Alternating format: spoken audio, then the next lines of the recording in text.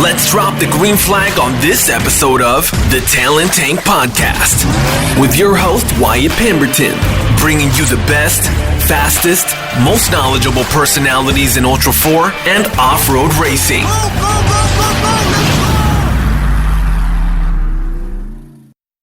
This episode of the Talent Tank brought to you by three amazing partners: Custom Splice Off-Road Recovery Equipment, Brannick Motorsports Custom Machine, and Magnitude Performance, a masked motorsports company. Enjoy. All right. Here we go. The Talent Tank back in session.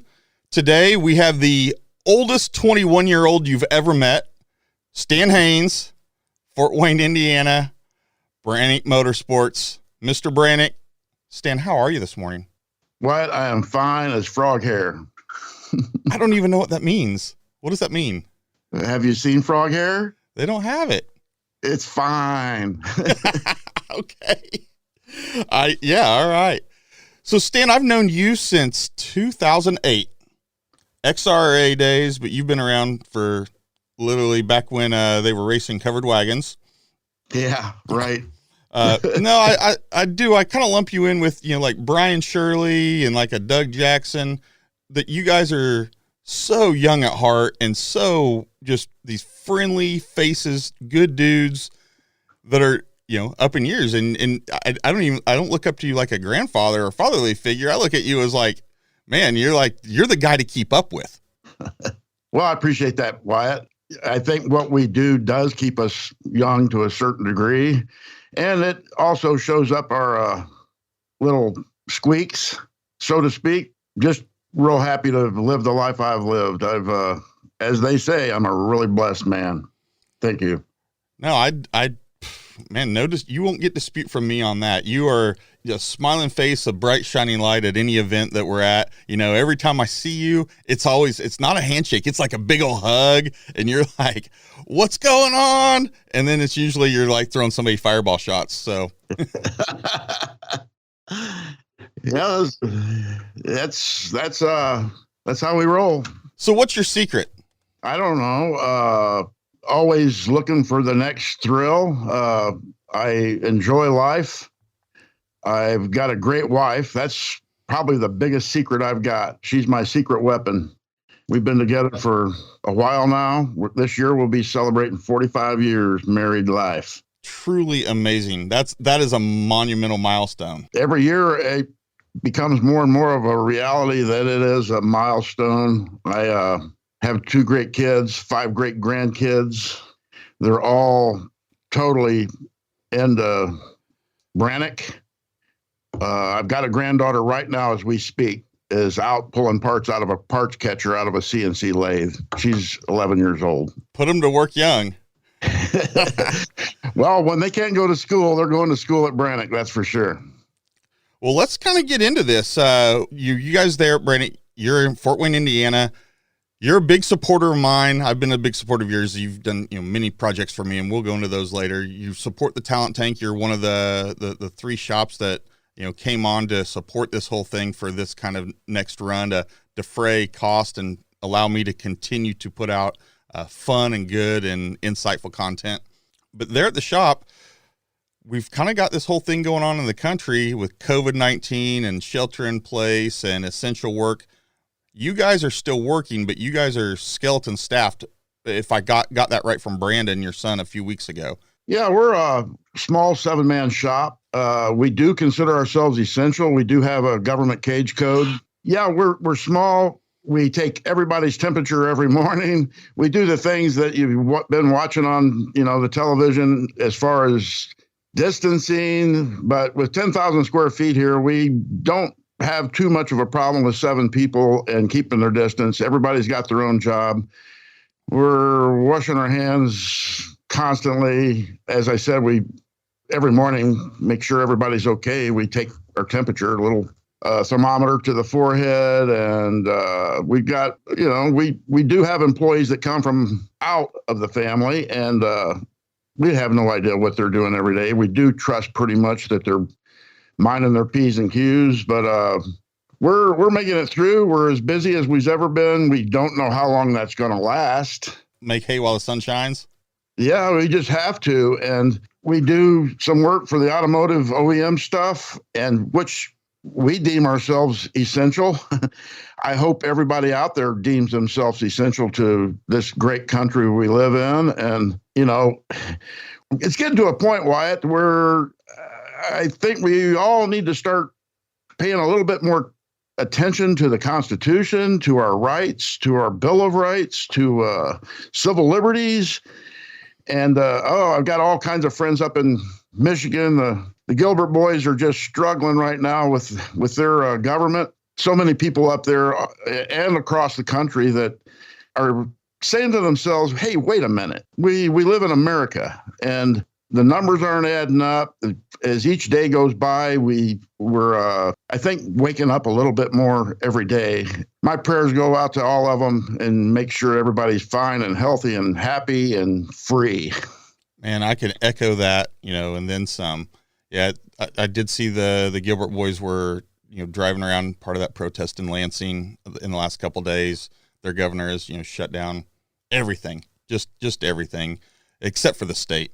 That just seems wrong. And you're right, the trampling of rights. I saw a family riding in my neighborhood, riding bicycles with their masks on, and I'm like, you're outside, you're riding a bike, you're interacting with your family. What do you need a mask for that? Or driving in the commute.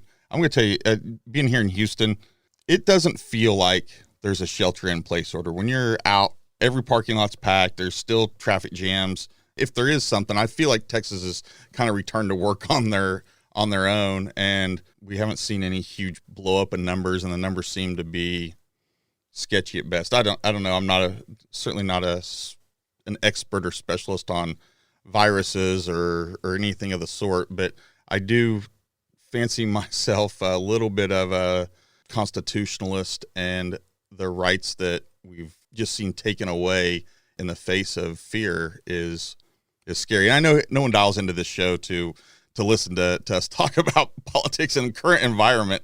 But man, right. I think they do dial in knowing, a lot of us here in the off-road community, we're kind of birds of a feather flock together. We all kind of are like-minded individuals. We like to either get in the shop and make cool stuff or get out and enjoy what's out there. We're not guys that are sitting on the couch. We're not guys that are, staring at a TV blankly for hours and hours on end. We're doers. And this current environment has really put a kibosh, a damper on the doers. I couldn't set that any better. I do hold Texas high on my list of places that might be the last place standing in this country. I know there's good people and places everywhere in the country, and my heart goes out to everybody. But Texas has a soft spot in my heart for sure. So you guys, have you noticed any delays or timing issues or slips in schedule for what you guys have going on there at Brannick? Not really. The first week, I had a guy come in and he had a cold, and he had a girlfriend that was a nurse, and they had some sniffles, and all of a sudden, this thing just started, and I was ready to send everybody home. I was, spooked, as they say. The media had me spooked, and next day he's fine, and we go on, and that did prompt the thermometer every day. And we're still doing that just to do our part. Other than that, no. Our first week, we had more orders come in than I believe the average. I haven't really run the numbers on it yet, but just done phenomenal up until today. I'm waiting this morning for you. I've had 4 orders come in already, and from axles to unit bearings to dry flange kit. From that standpoint, right now, we're all good. When the money all runs out and people don't get back to work, I'm sure that'll all change. And what we're doing right now is we're trying to build a little inventory to stay ahead of that and put out our daily orders. But to answer your question in a short answer, no. That's good. That's wonderful. That's exactly what I want to hear. So, Stan, we're totally going to get into your interview, but I want to do you justice here. How old are you now? Like you said, 21. 21. No, I was born in 52. I'll be 68 this year. And you just finished King of the Hammers less than 2 months ago. I guess I need to look at 2 months ago. Yeah. I set out 2020, support my buddy Jody Ford. I did race and finished 22nd and 19, and I am going to be back in 21. So if we have it, I hope we have it. Oh, we'll have it. So does that, I mean, I haven't gone out. I don't think anyone keeps stats on this, but I think you're the oldest finisher of the Hammers, oldest active racer for sure, right? I don't know about that. Jason Shipman's, I don't know. I don't know how old he is. I know I'm a little bit older than Brian Shirley, but he stepped out a couple years ago. Doug Jackson, he's kind of hung up his hat. Both of them are into airplanes. So are you going to retire and get into airplanes? Oh, I'll always get in an airplane. I've threatened to get into an airplane with Doug, and I'll jump out of that sucker. Fair enough, right? That's right. Let's roll into this. So you mentioned earlier your wife, Marilyn, 45 years coming up, right? Yeah, that's right. Man, congratulations. She's a solid rock, huh? Oh, she's my biggest fan. She's the biggest pain in my butt sometimes, but I'm sure I'm a way bigger pain in her butt. She's stepped back a little bit and taken care of grandkids and everything as far as going to races. XRA days, she was at every race and biggest fan and team cook and rally girl, and but she still is in a different capacity, and I just love her to death. I couldn't say enough about her. She is my rock for sure. And then I didn't put it together actually until just pre-prepping for this interview where the Brannick name come from. I was Stan from Brannick or Brandon from Brannick, but you're Stan Haynes. And then that you have a daughter. You have Brandon, your son, who runs operations there with you at Brannick, but you have Nicole, and the name of the business is Brandon, Nicole, Brannick. That's right. About 95, I was working, 95, 96, I had to go out of state for work. I worked out of state for 3 years, and the whole time I'd come back on weekends. And through that whole course, Brandon was just getting, his working legs on and everything, and getting into motorsports more and more, following old dad here. And I thought, I'm gonna form a little club and call it Brannick Motorsports. And Brandon, it's an acronym for Brandon and Nicole. And it just started it out as this is our little family club, and got to the point where, okay, I'm ready it's do or die as far as doing something that I've dreamed about my whole life and owning my own business. I've been working for the man all my life and ran several companies for the man. And I said, well, I'm going to start a business, and it's going to be called Brannick Inc. Had to come up with something. So it had been around for a minute, and started the company. And now people are like you are kind of surprised that my last name's not Brannick, but it's Stan Haynes. So that's how it all started, the name. And it's stuck, and now it's a brand. No, it absolutely is. And it's, I've seen Team Indiana. Everyone has kind of heard those guys. It started, Team Texas. Well, Indiana, you guys even have some adoptees in there. You've got, some Maryland in there. You've got some South Carolina in there. But you guys are kind of, even back in the XRA days, were kind of the pillar by which everyone kind of, I'm going to say, actually, I'm going to back that up a little bit. Kind of like the magnetic pole that everyone kind of that gravitated towards you guys, you and Brandon. And then you guys had, guys like Roscoe and Dino and MacGyver. These are all crazy names, right? They're just part of your circle. You've got all the Purdue guys, was that Purdue Offroad Club with Jonathan Terhune, Nate Jesse. There's a pile of them, and they've all, to put it into words, I'm struggling with the right words for it, but you guys have kept that kind of torch lit for so many years, and people have continued to gravitate towards you, and you're not going anywhere. You're like this rock, and you're not coming into racing for a couple of years and getting out and, fading off or whatever that is. You guys have been here, been in for, 2 decades, and certainly hardcore off-road since 05, 06, 07. That's right. A little bit before Team Indiana we did a thing back when we first started the shop, and we did it for several years. The first Friday of every month, we would shut the shop down, clean the shop, and I would have what we called Hot Dog Friday. That turned into really big in Fort Wayne, and we were pulling people in from Indy, the Purdue guys, John Trahune, Daryl Mattingly, Mike DeVore. They would take the trip first Friday of every month up to Fort Wayne to participate in Hot Dog Friday. And it was nothing but clown games and eating hot dogs and having some beverages. And usually it ended up when the sun came up on Saturday morning. And usually it'd have a house full of people crashed on the floor or wherever in their cars, hopefully not in jail. But Hot Dog Fridays turned into a pretty big thing, and it eventually had to cease because it just got in the way of work too much. But in the beginning, it was probably one of those catalysts that started Team Indiana in its own way. I'm sure the pork guys, from Purdue and everything, they had their own beginnings too, but it all kind of gelled into Team Indiana. And today we almost have a full block long section of hammers that we all pit together, help together, party together. And I know we're kind of like the loud generator in the hammer town. Sometimes we're the neighbor hater, but neighbor hater 5,000. Yeah, we do our best to respect everybody, and we have held the fireworks down recently, so I'm proud of Team Indiana. JT's happy about that. Everyone else is disappointed. But no, I mean, fireworks in Hammertown, just as awesome as they are, they really shouldn't go together with as much race fuel as we've got sitting around there.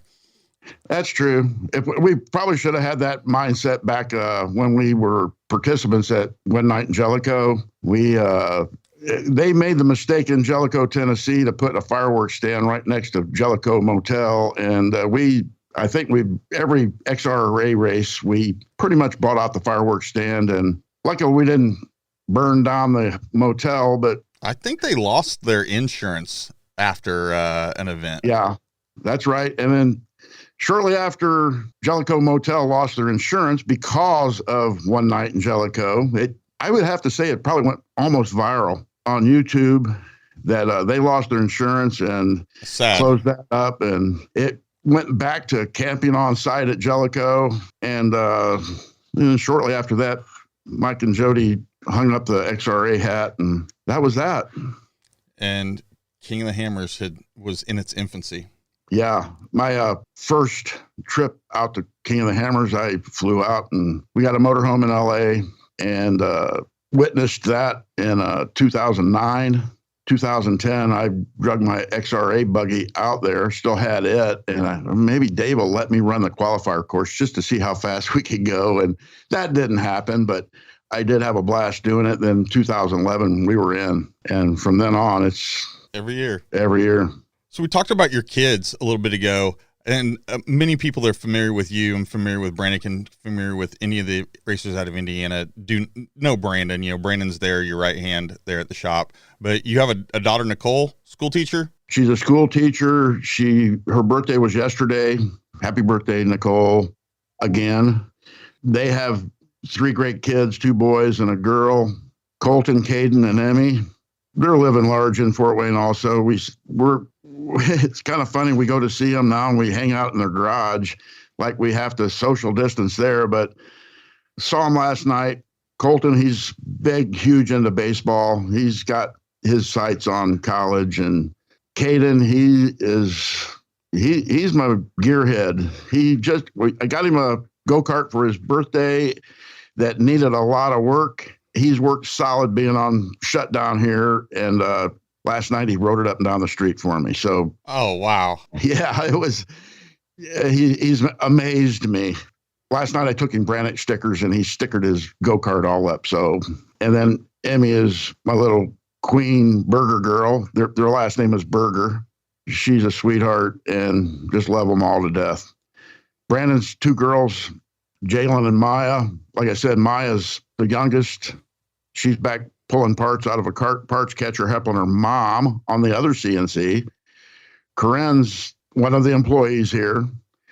She's on it. She fills in the office, and when that's not happening, she's running a CNC lathe, making adjustments, making cutter adjustments, doing part checks, and helps out in shipping also. She's invaluable. When somebody says this is a small family-owned business, this is not just family-owned. This family employed, family run. You got 3 generations working in the shop today. That's right. That's right. And I'm really, really proud of it. We have a couple other guys that are just aces for me. We'll go above and beyond. We try to take care of them the best we can. We're blessed with work right now, so no problem. But who knows what's happening down the road for a while? And work-wise, we're golden. Do the grandkids like going to the lake with you? Oh my gosh, they're fish. I swear they've got gills. Wakeboarding, boating, fishing. We're chomping at the bit, as they say, to get back to the lake. Do you have one of those like lily pads that you roll off the back of the boat? Those foam things? Oh yeah, we have the lily pads. We have the pontoon. We got the fishing boat. We got a ski boat, and big holes in the water. We got plenty of them. No, yeah. A few years ago, we went out. We got invited out with some friends of ours, and I had not seen one of those lily pad things before. And they rolled that, like, whoa, what is this big roll of foam carpet like? And then we rolled that thing out, like, wow, we doubled the length of the boat. I mean, we were already going to put, the life jackets on upside down and wear them like divers to float in the water while partaking in some beverages. But man, that lily pad really makes the boating experience so much more, certainly Midwest lake stuff.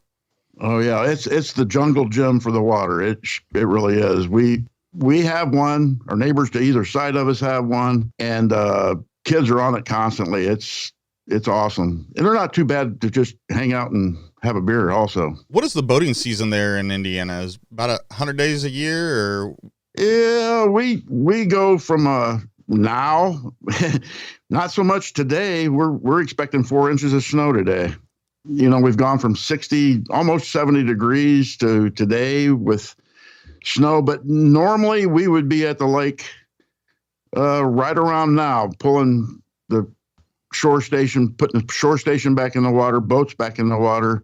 We haven't done that this year yet. And then we'll go to end of September with, plenty to do in between.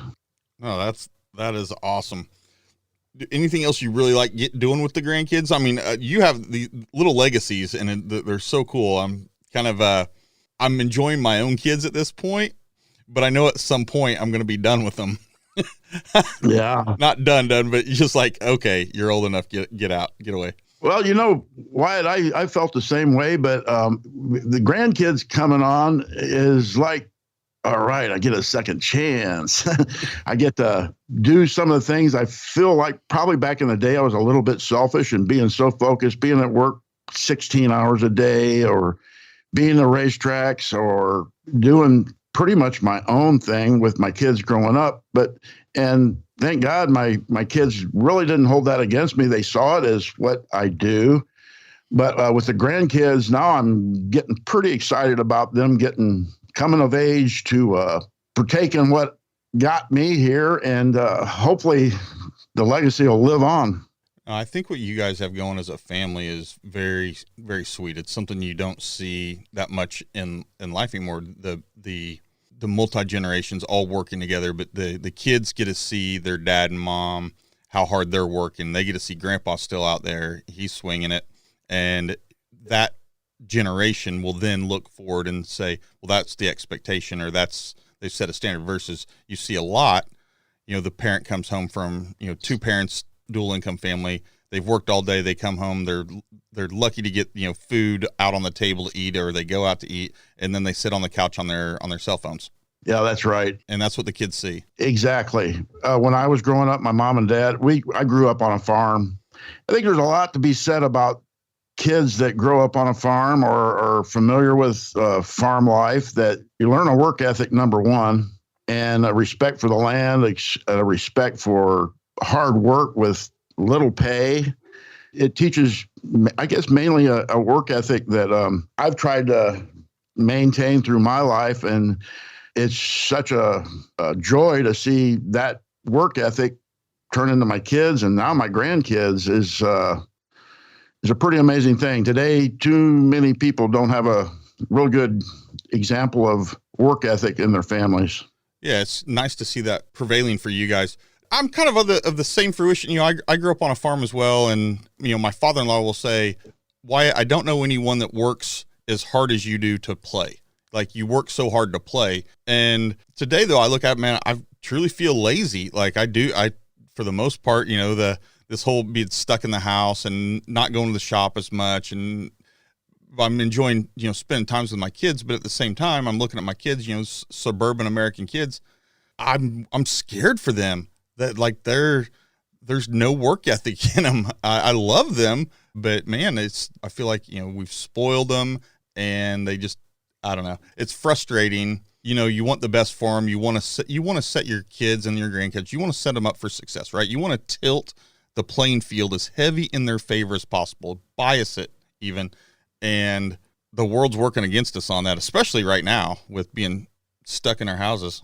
Oh, yeah, that's so much truth there, Wyatt. Really, and it's pitiful because I am all about higher education, but it seems like we raise our kids the best we can. Then we send them off to this cesspool that is higher education these days, that they're just getting indoctrinated. And unfortunately, a lot of them listen to it. And I guess it's up to us to teach them right before they get there so they don't listen to the BS and, you know, go down the wrong path as far as work ethic and what's owed them and what I'm owed and the mentality that is getting taught to our kids via higher education, the media, their peers. Handouts. Yeah, just the handouts. And it does make you scared. But only thing we can do is teach our kids correctly. And really, basically, to me, it's all right and wrong. I think it's absolutely our responsibility to spotlight those shortcomings in society and really point it out to our kids, point out to our grandkids, you know, that's not the norm. That's not right. And here's the reasons why it's not right. Yep. Anyway, yeah, total tangent, but stay tuned. Your talent tank isn't full yet. Do you know what the entire 2020 Ultra 4 Racing 4400 class King of the Hammers podium had in common? Brannick Motorsports Custom Machine. This small family-owned machine shop in Fort Wayne, Indiana, has been advancing off-road technology since 2003 by proud veteran owner Stan Haynes and his son Brandon, and a talent-heavy staff committed to pushing the motorsports performance envelope. If those names sound familiar, they should. Stan and Brandon have been off-road racers since before King of the Hammers was a thing, and both are pillars of Team Indiana.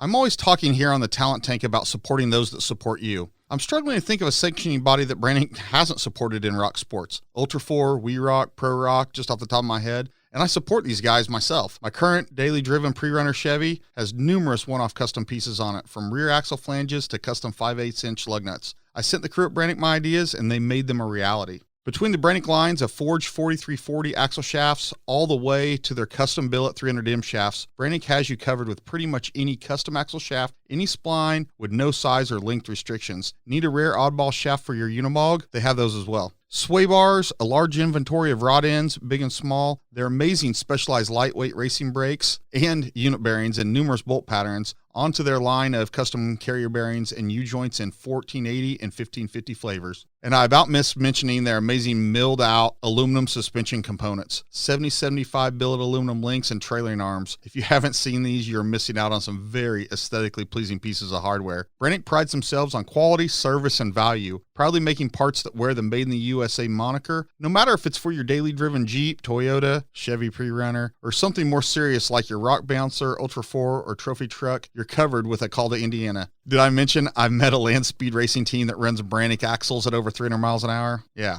To ensure you eliminate your downtime while recreational wheeling this weekend, reduce your time in the shop turning wrenches on repairs, or looking to put your race car on the podium, call Stan and Brandon at Brannick, 260-467-1808, or on the web at brannickmotorsports.com. Brannick is a full-service machine shop that can handle everything from one-off to production runs. If they don't have it, they can make it.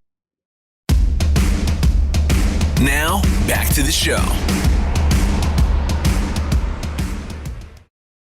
Western Kentucky. You grew up in Western Kentucky on a farm. Mm-hmm. Where is that from, like Paducah? I claim Paducah as our hometown, but it's only because that's the only recognizable city. Actually, I'm from a small city right at the Ohio and Mississippi meet. It's called Wickliffe, Kentucky. I was born in Cairo, Illinois, right across the river from Wickliffe. But we lived on a cattle farm and raised a lot of tobacco. We did have hogs, of course, chickens and cats and goats and everything else. Fished on a farm pond. My first fishing was on a farm pond. And all of my immediate family on my mom and my dad's side are still in that part of Kentucky. Not a whole lot of industry there. It's pretty much all farms and so tobacco farming. Yeah. That's pretty cool. That seems pretty far north to have tobacco. We had a lot of tobacco back when the government was subsidizing and everything for that it was pretty much a cash cow for the farms. Pretty much now it's rare to see a tobacco farm in Western Kentucky, but it got us through, and you can debate all the pluses and minuses of tobacco all we want. We've heard enough of that. But yeah, we did raise corn, but mostly to feed the cattle. So my dad left the farm in Kentucky. We were pretty much dirt poor, even though we had hundreds of heads of cattle and 900 acres of farm. And, people think of that as nothing but having a bunch of money, but it's just a whole lot of cost and everything. And he moved to Fort Wayne to work at International Harvester via a cousin that was higher up in International Harvester. And it stuck, and we stayed. And now I claim Fort Wayne, Indiana as home. Growing up, what do you want to do? A kid always wants to do something. What was yours?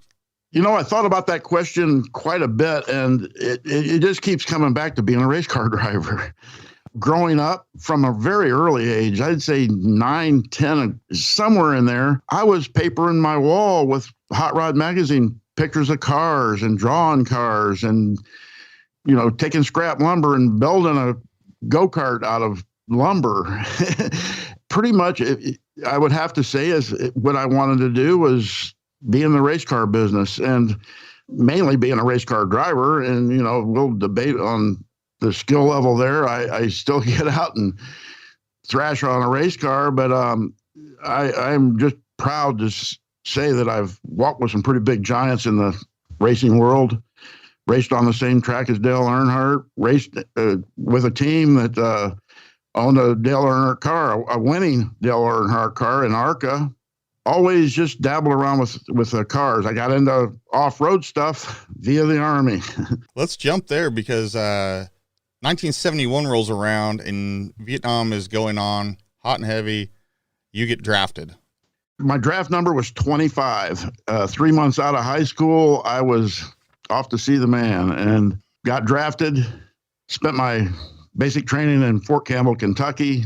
Got sent to my AIT in Fort Gordon, Georgia for being an MP. And there I got orders for Vietnam. And at that time, it was pretty much being figured out that Vietnam was a cesspool, and it was it was what it was. And I decided I wanted to jump out of airplanes, so I volunteered to go. The only thing I volunteered in the Army was go airborne.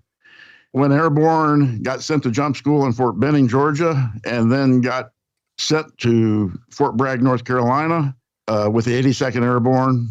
That kind of ixnayed my orders for Vietnam because there was no airborne units in Vietnam at that time. So I spent my Army career in Fort Bragg, North Carolina, went out and jumped as many jumps as I could possibly jump in the amount of time I had there, and was one of the biggest things I got out of the Army was going airborne, and pretty good work ethic and being up early, staying in shape, serving my country.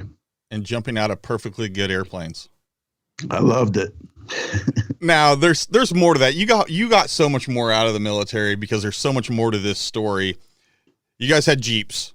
Yep. And you got to spend a lot of time in North Carolina around Fort Bragg in a Jeep, wrecking them, wheeling them, getting them stuck, wrenching on them. And that's kind of where you ended up getting your roots in off-road.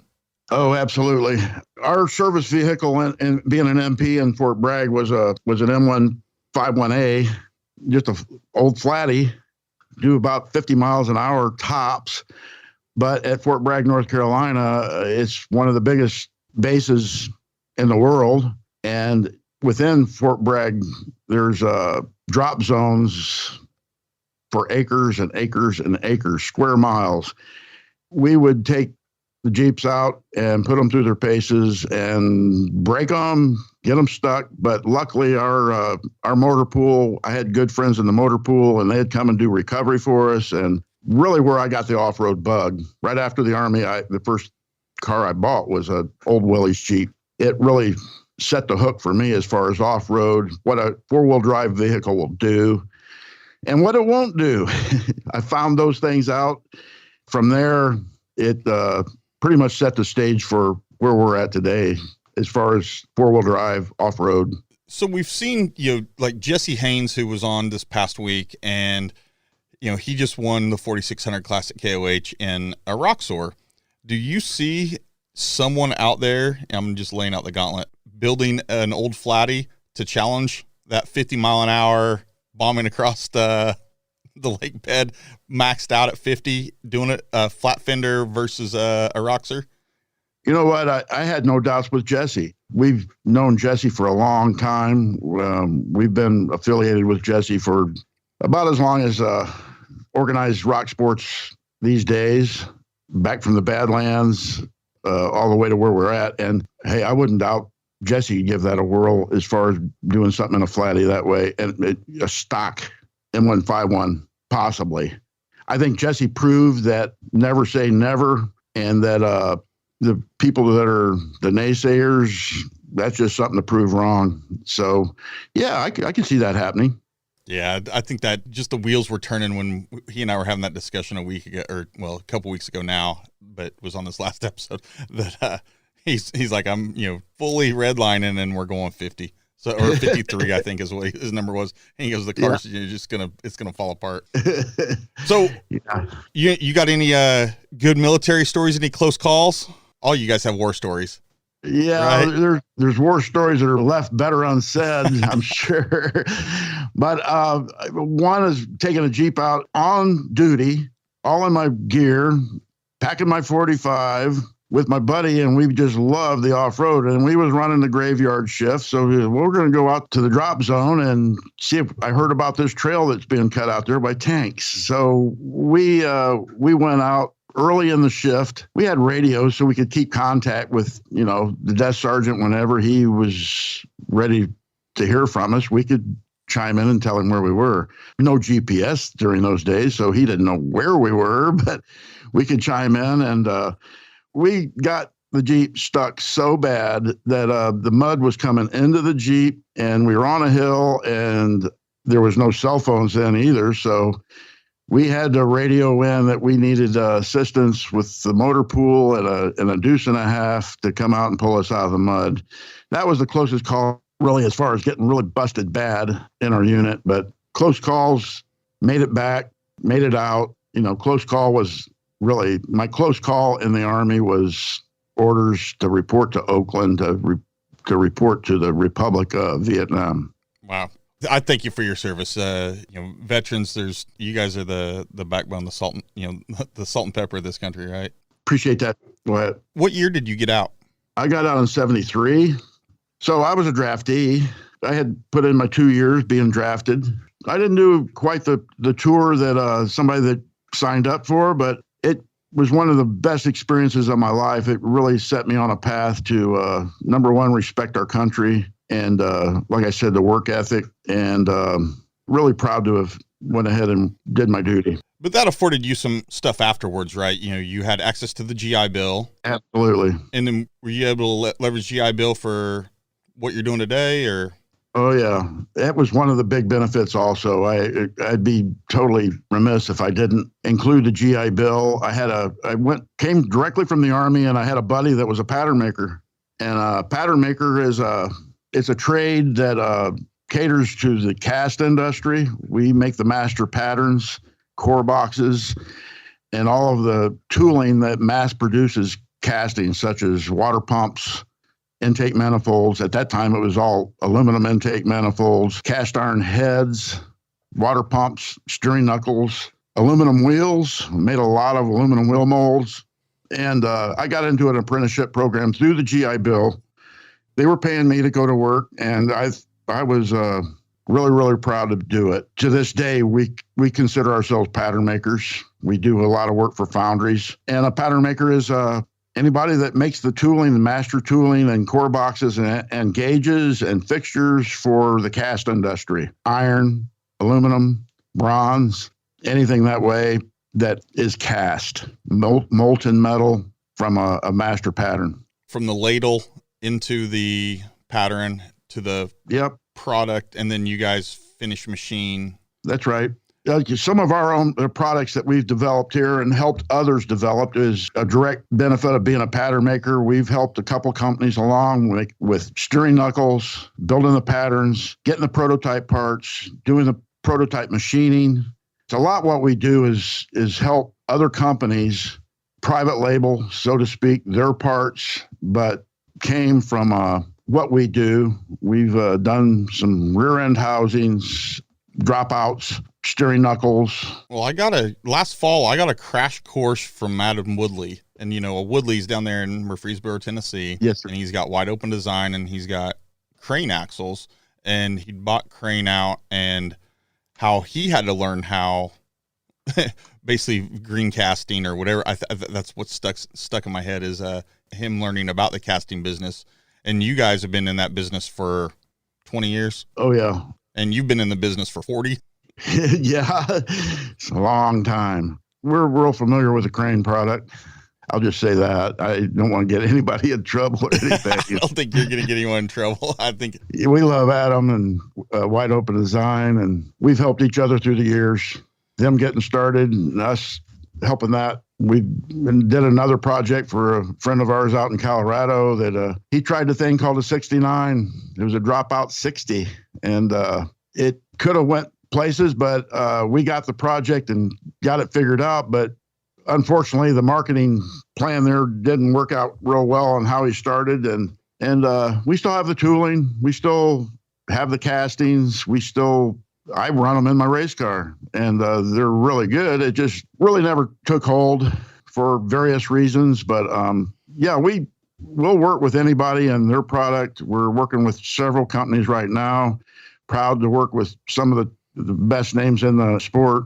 Well, that said, there's a lot of people that podiumed here recently at a little race in California, and of the 4,400 class, I didn't dig past the top three, but you guys had parts on all three that were on the podium this year. Yeah, we're real proud of that. We had carrier bearings in a couple of the cars, the top two cars, and axle shafts. Real proud of that. But they weren't the only ones. You're right. We had field wide. We try to help everybody, and they help us. We really look at quality and service and value in our parts that people are going to want to run our parts. I believe everybody in Team Indiana has got some part of ours on their car, whether it be a suspension link or a axle, sway bars, brake parts. We're not just nailed down to real specific parts. We are custom machines, so we will make or do anything. But as far as the field out in Ultra 4, whatever class it's in, I'd say almost every class. For sure. Well, I don't want to get too far down that because I have a whole section set aside here in a little bit. We're going to dig into Brannick, dig into exactly the business and the parts and that side. But here at the interim, you said you wanted to be, you aspired, you were going to be a race car driver, and you still are. I think that's absolutely super cool. I mean, I aspire to be, in your shoes and still being able to strap a helmet on with what you've got going on. I think that's amazing, but you didn't just get there. It wasn't just in the last 10 years you got into off-road, or 15 years you started putting a helmet on. Before that, I mean, from what I gathered from you, you were involved in circle track, some Earnhardt stuff. And then us talking in the past, I know you were into drag racing. Oh, yeah. And I think if you're in Indiana, I think, what is it? Almost every professional pro drag race team, your Top Fuels, your funny cars, almost all of them are headquartered at some point or fashion out of Indianapolis. That's right. So you're at the epicenter. Brownsburg is No, I mean, John Force is there, Joe Amato when he was racing, but it is a hub. Indianapolis, being the racing capital of the world, as they tout it, is big into racing in general. I was huge into drag racing. I did it for several years. Kind of a little tidbit I threw at you, and being a triple nickel guy, I had a 55 Chevy that I campaigned. It was pretty much a pro gas car, big block Chevy, narrow 9-inch, and it was a brick, but I had a lot of fun with it and got fairly quick with it, but I called it the double nickel. It was a lot of fun. It's where Brandon first got his racing bug. I've got a picture of him on the front. I think he was 4 or 5 years old in the front of my car, and just proud as he could be in front of it. Had a great time with it. From that, we also, I could never leave off-road stuff. It just always had a hook to me. So Pulled you back. It just pulled me back into OJ Customs. It's a little company we started out back in the day when this was all really infant. I mean, High Tech was doing a spring over on a Jeep, leaf spring over. Who was OJ Customs? That was you and a buddy? Me and a buddy. That was our middle initials of each other. And his middle initial was O and mine was J. And we just come up with OJ Customs. And we had big sights on everything. We built roll bars and roll cages, and brush guards at that time were huge, putting a big brush guard on the front of trucks or Jeeps. And gumbo mutters and groundhogs and Jackman wheels. And that's kind of where our demise went, as we spent most of our working capital on a big load of tires. We got a deal on them, and all of a sudden we can't pay each other or pay anything. We invested. We were young and dumb, but at that time, the only place to go wheeling around was a little place around town here, and it used to be back at turn of the century, 1900 century. There was a park, an amusement park back out of Fort Wayne next to the river. It's called Robinson Park. We would go back there and do pretty much the same stuff I was doing in the Army with an MP Jeep. Started building them better, quit breaking, building them a little bit safer, not a whole lot safer, but we started that business then, and it faded away, but come back with a vengeance in late 1990s, somewhere in there. We got back into it again, went full circle from drag racing, circle track racing, and got back into off-road. What year did you guys, I guess Brandon got involved in off-road, but what was kind of the foray for the Haynes family getting into like Trek or XRA or any of those early rock sports? Yep. I would say back 2003, we really got into watching rock crawling. I'm still huge into rock crawling. I love the technical part of rock crawling. I love to go fast, but still really involved with the rock crawling and what that takes. But I'd say around then, when there was a U-Rock event down at Badlands that we attended. How far is the drive for you to Attica? About 2 hours. About 2 hours? Okay. About 2 hours, yeah. We've always called Badlands our home track. I've been going there for a long time. Back when Troy Myers owned it, and I remember when Jesse came to town, it was kind of a huge deal and seeing his Willies. And back in those days, there was big money in rock crawling. Troy was a big name, along with Ken Shoup and several others that I really looked up to and gave us something to shoot for. We look at that time as probably being a solid catalyst for us to do what we do today.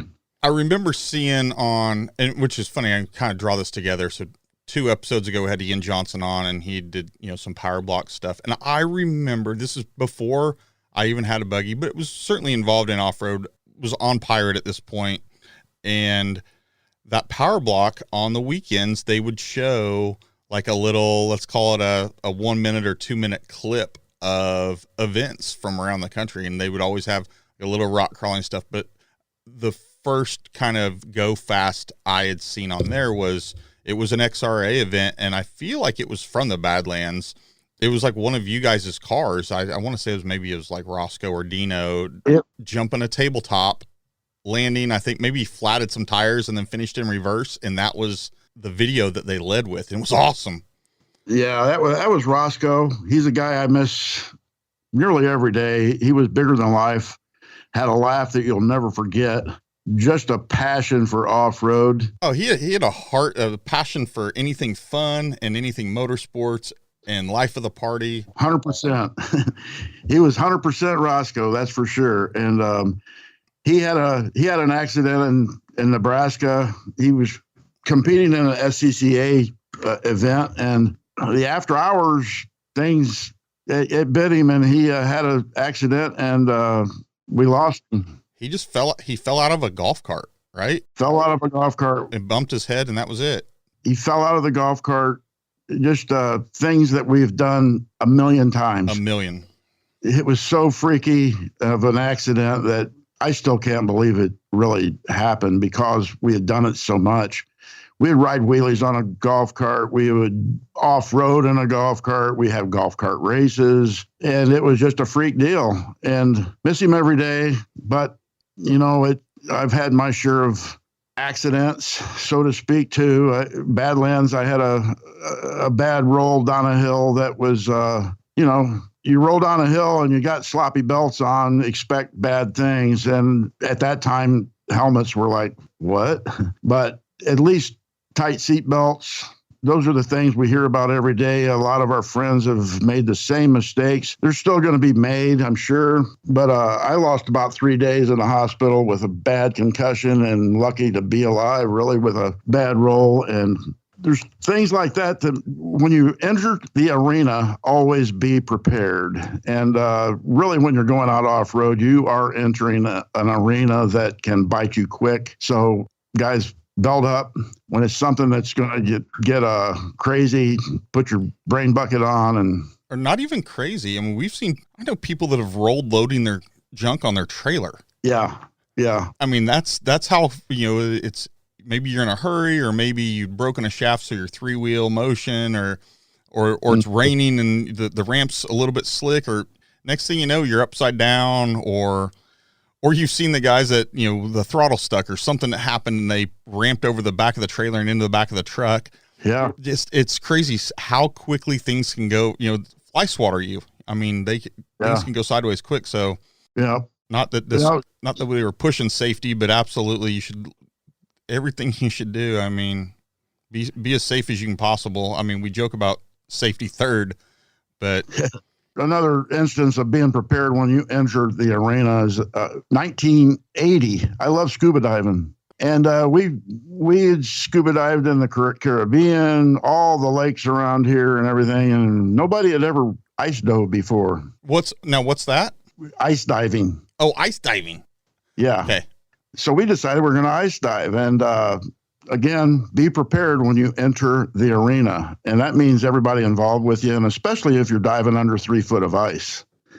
And we cut a hole in the ice and went in, and we had all the latest gear and regulators and buoyancy compensators and everything we needed. And we decided we're going to do it. But we had a crew up above us that when you ice dive, you're tethered. You're tethered to a rope to the hole that you're going to cut into the ice. And the people above are pretty much holding on to your lifeline, and it is your lifeline to be able to take care of any emergency. Well, a buddy and me, jumped in the ice, and we're down, and it's crystal clear water. It's dark, so you have lights. And probably 10, 15 minutes into the dive, my regulator froze wide open. And I'm trying to take a breath. And as I'm trying to take a breath, I'm spinning. And the guys on the surface are just feeding me line. And I'm getting tangled in a line and not being able to breathe. Crap. Next thing I know, my face mask is up against the bottom of the ice. And that's about all I remember for 3 days. My buddy that was with me was tethered to me, and he's fine. And fortunately, I didn't tangle him up. He cut loose, went back to the surface, and told them I was in trouble, and they pulled me out, and I was pretty much flatlined when they pulled me out of the ice, and dodged that bullet again. So be prepared when you enter the arena. So you effectively have a second birthday sometime in 1980. Yes, sir. February 12th. See, that's how we're whittling you down to being 21 years old. I'm gonna get there. Well, I'm on about life 5 of 9 as a cat. Man, I don't know. I think you're on about like 9 and 9, having just been around you for just the short, last 10 years of your life. Like, Maybe you live it hard. Was it you'd had a wreck at KOH or an off-road wreck? Did you guys take a barrel roll or a tumble once? Oh, I took a tumble. That's the tumble I'm talking about at Badlands. That I thought. See, okay. In my mind, my recollection was you guys did that at out at the Hammers. Yeah, 2018. I barely finished the race because on the last obstacle coming into the finish line, I did a roll there, but it was a stupid roll. John Dawes was my co-driver, and I don't think he's forgiven me yet on the last stupid hill that I'd done 3 times that day, and we rolled. But I finished up and got it righted and got to the finish line in 2018, but never anything life-threatening. We were always... Do you think that Josh Blyler rolled on the top of backdoor is like an ode to you? Like that was like him tipping his hat to Stan? I don't know about that. I do know that I owe Josh an apology.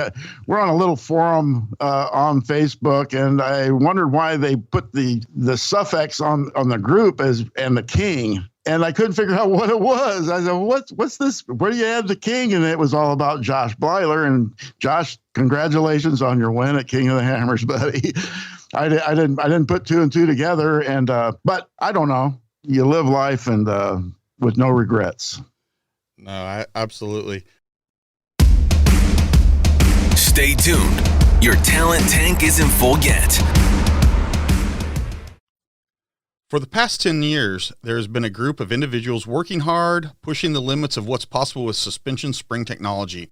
Today, that group has opened some exciting new doors, stepping out with the release of their own line of premium high-performance coil-over springs. Magnitude Performance Suspension is now up and running at their new complex deep in the heart of Texas, manufacturing their new line of premium chrome silicone springs right here in the USA. While the name and location is new, the crew at Magnitude is anything but, with extensive multi-genre racing application experience, including 10 plus years specifically testing, tuning, listening to, working with, and answering the needs of Ultra 4 and off-road racers alike. I'm ecstatic to have Magnitude on board as a partner of the Talent Tank, and I stand behind their products as I'm a customer of this team myself. When I was building my last race car, I reached out to now president of Magnitude, Jason Yode, about his sway bar design. He built a sway bar to the specs he calculated for my application, and it was 100% dialed in right out of the box. That almost doesn't sound real, but it happened. Proof this team at Magnitude knows suspensions, springs, sway bars, what works, what doesn't. And I haven't even mentioned their line of valve train springs. They do those as well. LS, LT, diesels, drag racing, duals, and triples, they've got them all. No more waiting around for springs to be made, back ordered. All the while, you could be testing and tuning your vehicle and practicing your best podium pose. Magnitude has over 10,000 springs in stock. That's over 225 different lengths and rates. These guys have embraced technology with real-time inventory status on their website, so enthusiasts and competitors can order with confidence that Magnitude has the parts you need when you need them. I know I mentioned that they are in Texas. That makes me proud, but that also means they are centrally located for quick shipping to your door. No more right coast waiting on California or left coast waiting on North Carolina. Give the team at Magnitude a call at 866-674-1516 or hit up their website, magnitudeperformance.com. Mention you are a fan of the Talent Tank or use online code TT10 and get a special 10% discount. Now, back to the show. And then you've done some really cool stuff with Ultra 4. I remember seeing you guys went to, you went and competed in China with them.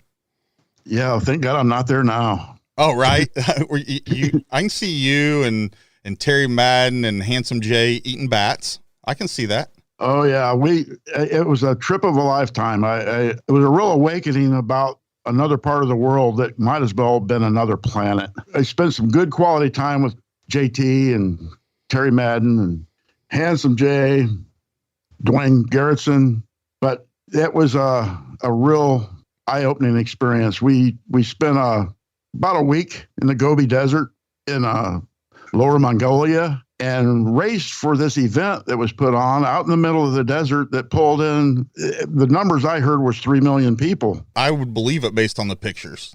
it was just a huge, huge deal. And we were rock stars. Dwayne was number one rock star. He had a beard down to his belly, and you just don't see hair on a face like that in China. And he had them all going, but holding babies and just doing our American deed there for the Chinese people. They're all just loving people. I hate that they're governed the way they are, but they're human beings, and I love every one of them.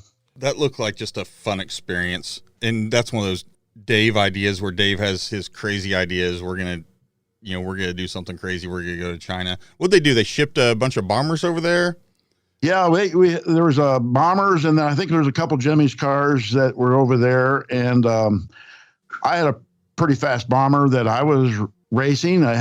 It went pretty well until we went on a little exhibition, and I didn't realize the bomber cars, the intake's right up front. And we went into a little hot tub, so to speak, on a course that was full of water. And well, my bomber swallowed up a bunch of water and ended up, seizing it up and breaking a rod and put my car out for, I think, another race. But yeah, there were bombers. Everybody was having a blast. The last race, Terry Madden stepped up and let me drive his car for the event in front of thousands of people that had never seen this stuff before. And Dave Cole, hats off to him and Travis Brake for giving me the opportunity to do that. I'll never forget it. Ultra 4 has just been huge for us. I can't say enough for the sanctioning body and the owners, and, Jeff and Dave really have been a big part of my life. Oh yeah. So many of ours, hell.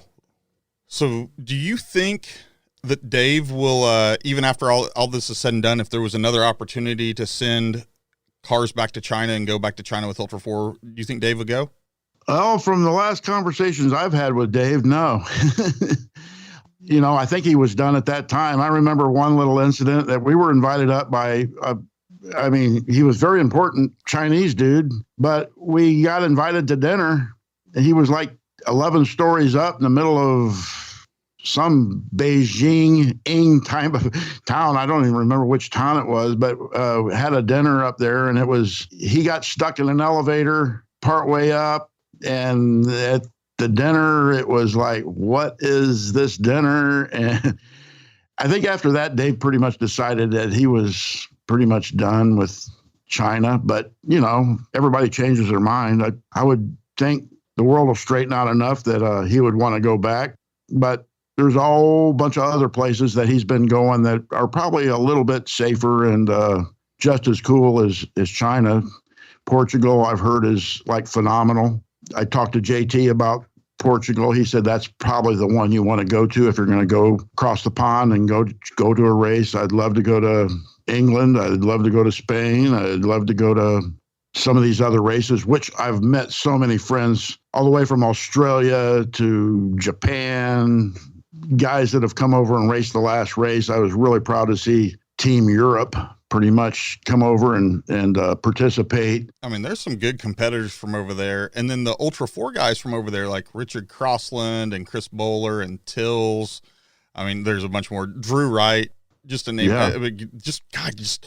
I don't know. I find this so fascinating that Ultra 4 has afforded me, I know it's afforded you the same, to be able to meet cool people like this whole birds of a feather flock together, like-minded individuals globally, all over the world. Yeah. And go to Australia and we've got Ben Napier, Yep. It's a pretty cool thing on how this thing has evolved into being a truly world event, the King of the Hammers. But in their own right, they're having races that are being putting themselves in the same category for their individual countries that King of the Hammers has. I just am in kind of awe of the people that I've met through Ultra 4, and I love every one of them.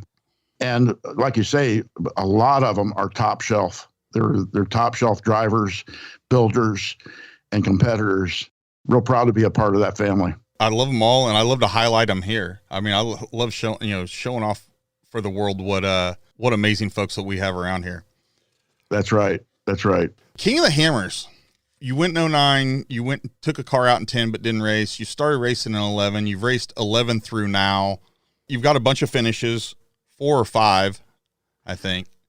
Yeah, I've got 3 finishes actually, and with last year and helping Jody, I count that as a win for Brannick because I stepped out for him to step back in. From 19, he contracted cancer, and his immune system was so down that he really had his sights set on 19, and I stepped up in 19 and said, okay, I'm going to race for you, not for him, but in his place to help him mentally and carry the torch. And that's and we're talking about Jody Ford, right? That's right. Yeah. And he's the 4860 driver. 4860. He's a pretty good shoe in the car and a wheelman. And this year he's racing under our banner. If we get back to racing, which we will, and we're really looking forward to Crandon. It's going to be our first race back in the saddle.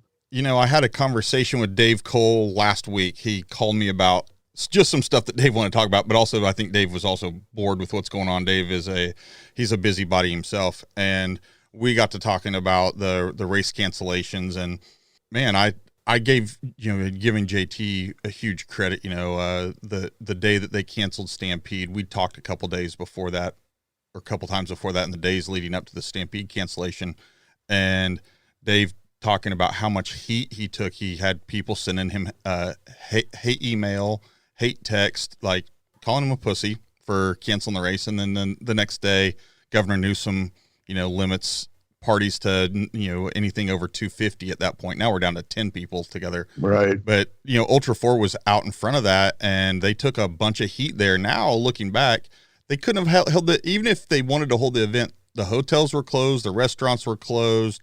Who's going to deliver the Johnny on the spots to the event? It takes a lot more to put on an event than just guys showing up with race cars. You need all this support stuff. And I think Ultra 4 did it. Absolutely. They did it right. And then when you look at Kentucky, that should have been, I don't even know what today is. So Kentucky should have been a few weekends ago. I mean, no choice but to kill that. I think that was the right call. But here's what I said to Dave. The way they pivoted the schedule and rolled the new schedule out, I have nothing but the massive props to give to that organization about how they pivoted the schedule. I think it's a logistics nightmare. I'm sure Kentucky was going to be this weekend. It was this week. I knew it was. Yeah. I knew we're right there in the fray for it. We were really looking forward to it. Stampede, I was disappointed too, but I understood. Especially the state it was being held in. This is probably not going to happen, and then probably about the same time, I bet Kentucky's out, and not too long after that. I remember I chimed in and said, please, Ultra 4, let us know if quicker than hopefully very soon if you're going to go ahead and cancel. And they did, and it gave all the racers enough time to let that sink in, not get, if any racers probably like we are, is you're doing all-nighters before the race, and at least you could back off that much. And that all happened really well. So I think they did a good job. I think they did fantastic. I want to circle back to Jody Ford real quick. I don't know Jody that well. I've met him in passing at this year's King of the Hammers, but I met his brother. What's his brother's name? Tall guy. That's Landon. Landon's a cool dude. I like Landon. If Jody's anything like Landon, they're good folks. But Jody's cancer free now, and he raced this year, and you and he raced together, and you guys finished this year too. My son raced with him. Okay. Brandon raced with him. They finished 14th. Really a pretty much uneventful race other than they kicked butt and did really, really well, and really proud to get behind Jody and as well as the rest of Team Indiana and several other races. Jesse Haynes pitted with us. So we helped him and Justin along. Justin Sexton was Jesse's co-driver. But yeah, that was Brandon stepped in and co-drove with Jody. Jody's normal co-driver is Corey Day. He co-drove with me last year and we finished, and he couldn't make the race because he was having a baby. So Brandon stepped in and he went, they went shock tuning in Las Vegas. They was gone for over 2 weeks. So Brandon stepped into that and did a phenomenal job. And they brought it home in the daylight in 14th. Did a great job. When you guys are all out of like Hammers, that'd be the one event a year, 10 plus days, you guys are out of the shop. Does Corinne run everything? Well, Corinne tries to go every year. She didn't. We have a foreman. He takes care of. Chris does a phenomenal job for us in the CNC department, and he pretty much has our back when we're out of the shop. It is the only time of the year that Brandon and I are both out and really having to rely on our help, and they do a great job.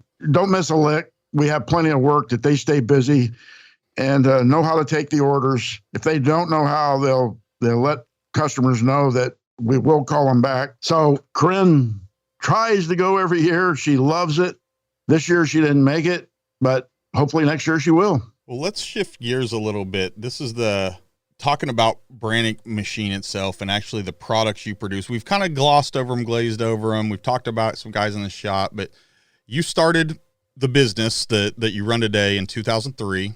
And what was the first products was it doing pattern work back then and what it's moved to today? Because I remember being maybe there even in the mid 2000s, you guys were remachining Ford Super Duty unit bearings from 8 lug down to 6 lug or 8 lug down to 5 lug. I remember that being a service that you guys were running in the early days. Yep. We were running 9904 unit bearings and could turn an 8 lug unit bearing into a 5 lug or 6 lug. And we weren't the first to be doing it, but we saw an opportunity to make money and did it. Another product that we did way back then. To answer your question first is, we started out as a foundry tooling supplier, builder, pattern shop, and we did a lot of pattern work, molds, dies for the cast industry. But the love of the motorsports is if we got the equipment to do it, why not? So another product, we'd take Dana 60, which Dana 60 axles, and machine out the yokes. We really kind of coordinated doing this with Jesse Haynes. Yeah, you guys just started pushing the envelopes for steering degrees on front ends, and rear ends for guys with rear steer, but really started leaning them way over. Yep. We started machining out yokes. We noticed that Jesse and any of the top guys, they were getting in with a die grinder and grinding their yokes to get more turn out of them before U-joints bind. And we got with Jesse and worked the whole entire day in modeling in 3D and setting up and machining and then putting the yokes together, a stub and an inner together, and seeing how much we could get out of it and sneaking up on it with models, changing the machining. Got to a point where we were happy with the strength that we knew of. Got right at 49, 50 degrees out of a stock axle, which normally will get between 30 and 35 degrees, which really became a big advantage to the rock crawlers, and really where we stuck our foot in the door with steering and the rock crawlers and making steering. And from that went high steer arms, suspension parts. But there on the steering angle thing, I know you're talking about getting high degrees of steering out of your rock crawler. I will say that the difference, people are talking about IFS versus straight axle. Right. And in the racing world, in the go fast world, in the Ultra 4 world. And, for an IFS car, your steering is, your steering and your travel numbers, they're limited by two factors: CV plunge, the inboard and the outboard, and CV bind. And so a CV is built for X amount of degrees, and then the uniballs. And so you end up with limitations, either the uniball or limitations in the CV, and you only get so many degrees, right? That's right. So many degrees, and you can either take those degrees all in travel, up and down motion, and not as much steering, or you can kind of split it a little bit, but no matter what, it still has to add up to that degree. That's the best you can do. And so that's a limitation of an IFS car, right? You can, if you take it all in travel, the thing's going to ride great, but it's not going to steer great in the rocks in the tight spaces. Yep. Solid axle, like an Eric Miller, Josh Blyler, I'm going to use them as the example for this discussion, is the solid axle. It doesn't ride as great in the desert. Don't get me wrong. Miller's done some wonderful things where they're riding pretty good in the desert and wide open across whoops. But what puts them head and shoulders apart from the IFS guys in my book is the steering degrees. It's in their steering. And when you look at a Miller car currently and look how far their wheels kick over on a turn, they're getting, I'm going to say 45 degrees. He may be getting 50. I don't know. I should have asked him. Yeah, that's a big deal. That makes a difference getting through rock trails. It makes a huge difference getting through rock trails. If you have great steering, you're not having to stop, hit back up, reverse, 3-point turns inside the rocks when those guys are just pivoting and pirouetting around rocks with their great steering. That's something that you guys were on the forefront of putting that into the crawlers, and then they've of course progressed into now they're in the racers. That's right. It's interesting you bring that up between the IFS and straight axles. Is we're working with a company right now and getting a little bit more steering out of those IFS cars. I won't go any farther than that because I can't, but I like looking at things and pushing the envelope and seeing where the technology's at. And is there anything else we can just massage a little bit more? And with the IFS stuff, I'm pretty sure we can get some more steering out of IFS cars with some special parts that we're partnering with a company. And I think it's going to be happening very soon, but we're always looking at down the road a little bit and what we can make better, do better. But you're right. The IFS cars before were limited to the CV as far as turning. 45 degrees, you're pushing the limits of the cage and everything in the CV. With a U-joint car, we've been able to make it really close to 50 degrees.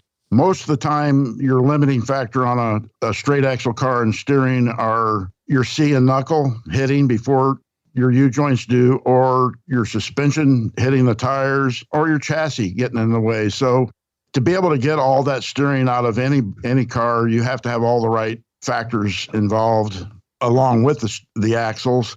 What I think we've been able to do is get more life out of a yoked U-joint axle, just simply by keeping the U-joints from binding and taking axles out has been the big benefit, along with the extra steering. But making axles live longer has been a big part of that success also.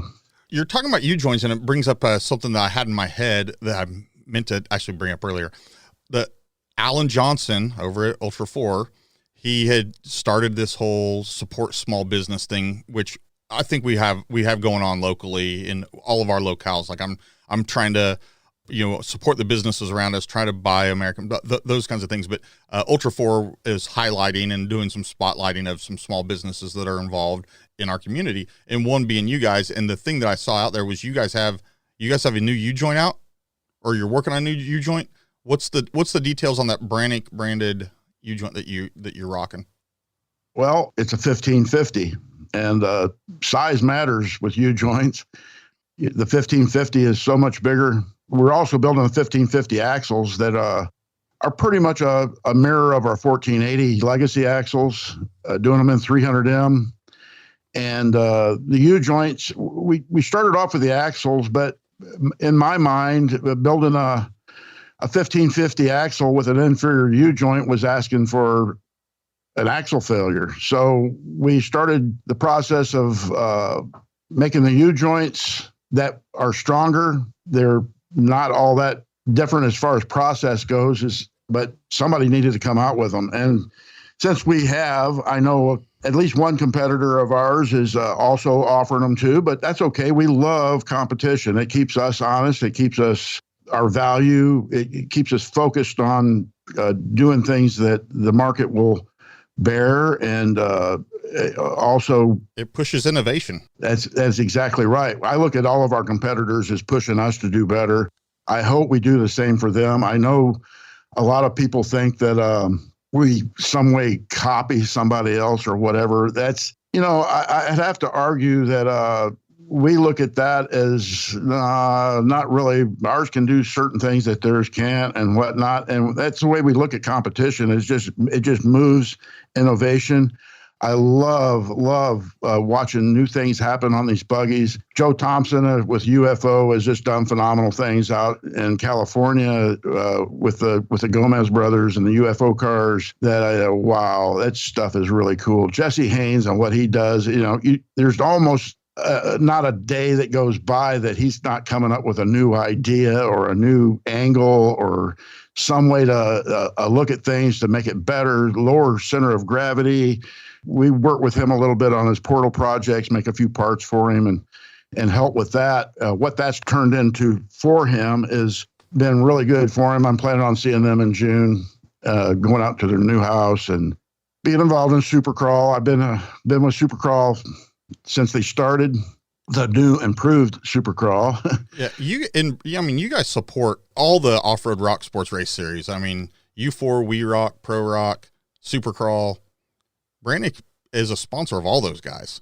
I find that to be absolutely fascinating and good for you guys to be in there. I preach support those that support you and hold up your community and hold up, your brother. Man, you guys do it. I mean, you guys walk the walk and talk the talk. Well, we're proud to do it, Wyatt. We used to have a ad in Crawl magazine back in the day when we were there in a magazine that our biggest headline across our ad was "We race." I believe that being involved in racing, I've always told Brandon this. I said, if we're involved in racing, we're going to be, number one, tuned in to where the technology's at. And what better billboard can you show other than our name on the side of race cars with running our parts and putting them to the test and not being afraid to beat the crap out of them. And we've done that from the very beginning, and we will continue to do it from now on, as far as I'm concerned, and not just be a factory, not just be some guy that's making a part and selling them on the interweb. Yeah, we're talking made in the USA, made in Fort Wayne, Indiana by you guys. I'm going to rattle through some of your products because on one hand, I thought you guys, in my mind, a misconception was that you guys mainly were just axles and maybe unit bearings. But aside from axle shafts, you guys do custom splining, custom link, custom materials. If you can dream it and you can scope it out and draw it, you guys can make it, right? That's a fair statement. Oh yeah. Another thing we did for several years now, we got involved with Unimog and Unimog axles. Being Unimog, had a couple buddies, I believe Doug Bigelow back in the day ran them. We had another friend, Andy LaRoe. He ran Unimogs, and we started making portal boxes. On a Unimog, a real weak point on a Unimog axle, a 404 Unimog anyway, is the portal box. It's a thin cast iron casting that holds all the reduction gears in the planetary for the Unimog to get their high clearance. And we looked at one of these and said, well, you know what? We could stack up a bunch of laser cut plates and make a weldment out of it and make portal boxes that you cannot break. And marrying those with Unimog axles, steering axles, they're an odd axle if anybody's not ever seen one. But we developed a 3D model of the Unimog axles, and we're making them to this day. We don't make a lot of them, but have sent them to Germany, believe it or not. That's, where the Unimog came from, Germany, and we've sold several of them back to Germany, and guys putting them in their off-road Unimogs or buggies that are running the axles. And so, yeah, if you got an idea, we're happy to help you with it. And if it's something that you want to market and sell, we're happy to private label it too. That is pretty cool. Stay tuned. Your talent tank isn't full yet. Since 2007, Custom Splice has been the go-to supplier for tactical on- and off-road vehicle recovery equipment. Custom Splice owner Todd Stauffer saw a market where demands for absolutely the safest solutions to vehicle recovery were not being met. Since then, Custom Splice has taken on numerous safety and recovery projects, solving deficiencies in recovery gear for individuals and companies worldwide. What started with synthetic ropes has led to Custom Splice's expansive inventory of not just ropes in countless colors and diameters, but an expansive product line of hooks, fair leads, specialty thimbles, chafe guards, to name a few. Plus the fabrication of Custom Splice's newest addition, recovery rings. Not to be forgotten, don't miss grabbing some Custom Splice soft shackles with your next order, which are also available in many sizes and colors. Even though Custom Splice is a small business in America's heartland of Kansas, you can find Custom Splice employees shipping their products globally on a daily basis. Let's support this small business that supports our community and the Talent Tank. Give Todd and his crew at Custom Splice a call at 785-856-1844 or go to the web at customsplice.com before you get stuck without a custom splice solution. Now, back to the show. You guys do some lockout, I guess slug covers for axles. And I reached out to you and Brandon. This is 2014 or 15, somewhere in there. I wanted some faux covers for my pre-runner, and I was looking for a specific thing. You guys, Brandon reaches out to me off of a Facebook post and goes, easily, I can make those covers for you. Will you also send me your triple nickel logo? And he machined them and sent them and they're on my truck today. It's what would you call it? A drive slug cover. Yep. Yeah. And it's got my personal triple nickel logo on there. It's on my truck. And then I needed some special lug nuts made when I moved to a 5/8 lug nut on my truck. Who did I reach out to? None other than you guys. I think we talked on the phone, but then I sent you an email of exactly what the specs were that I wanted. You busted out, the custom lug nuts for me. It's little simple stuff like that it seems simple. It sounds simple, but if they're not right, yeah, the wheel comes off the truck. If they're not right, the wheel gets it, the lug nut gets into the wheel and you get an interference fit, and then that's not good. Yep. You had some parameters to go by there that you're not going to find at the AutoZone or anything. You're not going to find them. And as long as we have an idea of what you want and what fits and functions as you need it, we can pretty much do that. As far as the drive slug covers, we've done a whole lot of private label drive slugs for all kinds of different people and companies that we make everything here in house. The drive slugs, the caps, everything's USA material. We've got a really wide selection of drive slugs for front or rear, full float rears to just about anything on a front lockout, a lockout replacement drive slug. Another big project we've been doing for a while, I had them on my race car for 5 years, is trailing arms. I looked at trailing arms and everybody's welding them out of 4140, heat treating them. A lot of welding time, and we started making them out of 70-75 aluminum. We trade off a lot of welding time for some machine time, but on a CNC machine, once you have your program and everything there, it's pretty much doing it. So we traded the welding time for the cost of 70-75 material and are making those at a pretty good standard pace now, and they're catching on more and more. To go to those, was Timmy Cameron running those on his rock bouncer? Yeah, his is second year. He's one of our biggest promoters of trailing arms. That was the first place I saw those arms. Like, I didn't see them on an Ultra 4 car. That was the first place, and I was like, wow, why hadn't anyone been making those prior? Like we just hadn't got there. Yeah, and those are kick-ass pieces. Yeah, now on the bouncers, Timmy's got them. Todd Puckett's got them. A couple other guys have them, and I know we're getting some competition on building those, but they got the capabilities to do it. Have at it. But he's on his second car now running those. I just watched some YouTube videos of recently, and both cars were still rocking our trailing arms, sway bars. Timmy runs our sway bars, sway bar arms, trailing arms, and he's a good billboard for us. Oh, really? And those guys beat the piss out of their cars. Oh my gosh. There's a reason why Cole Shirley and Mad Ram 11 has about 1 billion followers. Yeah. Yeah. We're not bouncers, but we're bouncer fans. And a lot of those guys I know, a lot of them are running axles, sway bars. A lot of them are still running our parts. And the trailing arms, man, it's like a diamond ring. It was the next level. It was the next level. Yeah. Oh man, I tune in for the train wreck. Absolutely. That's you have to. I mean, God, there's bound to be one. oh man. Yeah. Those guys rolling down hills. Yeah. Tim Cameron. That was the first place that I saw your trailing arms at. Now, do you guys have any of those on any Ultra 4 cars in the field now today? Well, mine. Yeah. And Jody Ford's running them, and soon to be there'll be some GBR cars with them. That's what I figured. I'd heard rumor. How's that? Yeah. I don't know what kind of cat I'm letting out of the bag, but we've been hooked up with Joe for a little bit and doing some things for him, and proud to do it.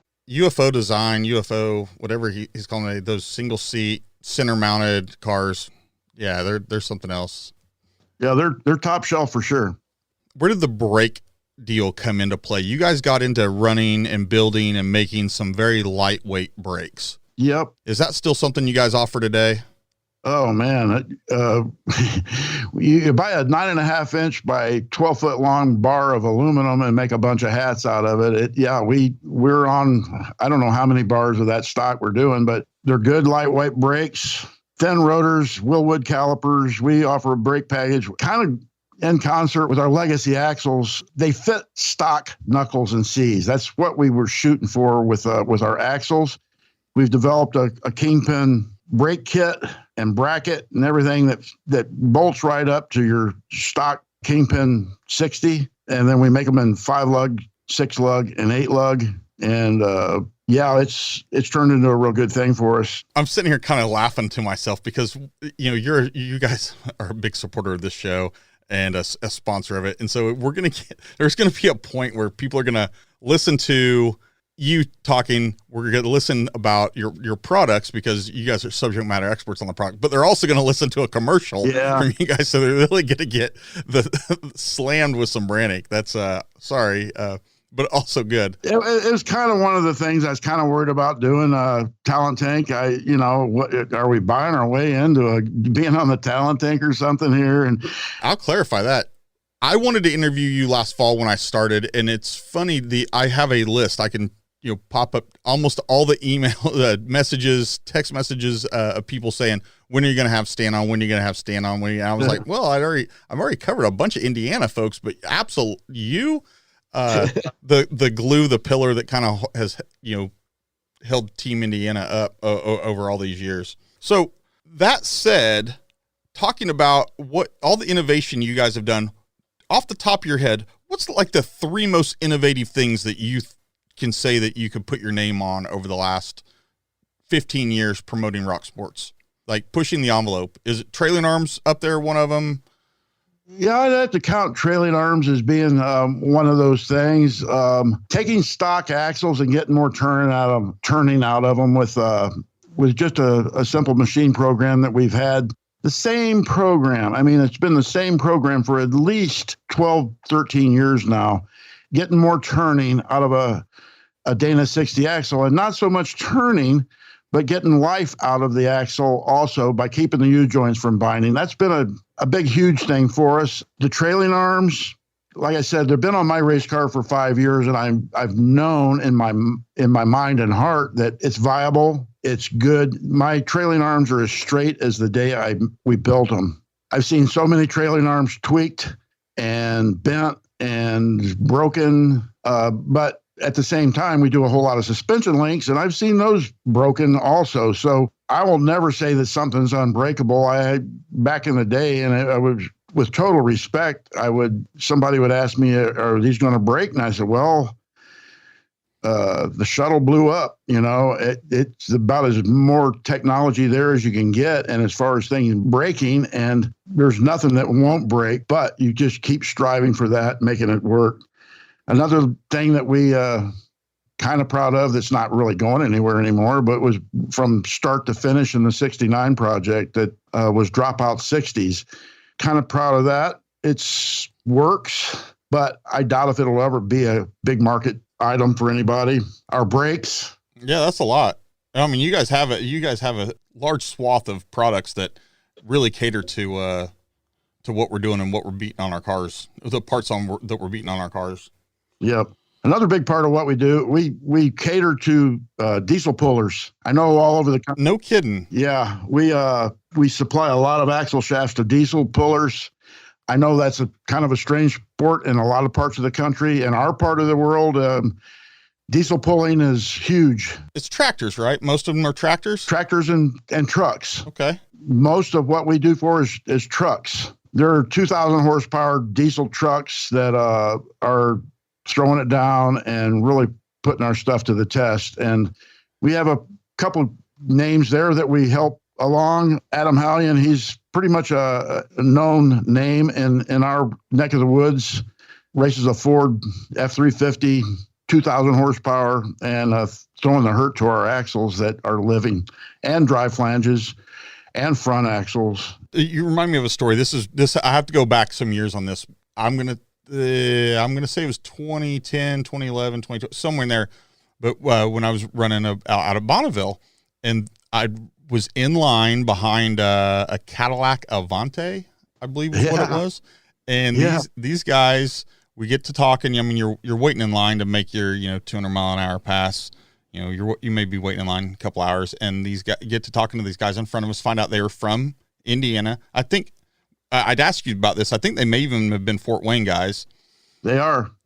Okay. And they were running your axles at Bonneville, and their car was an over 200 mile an hour car.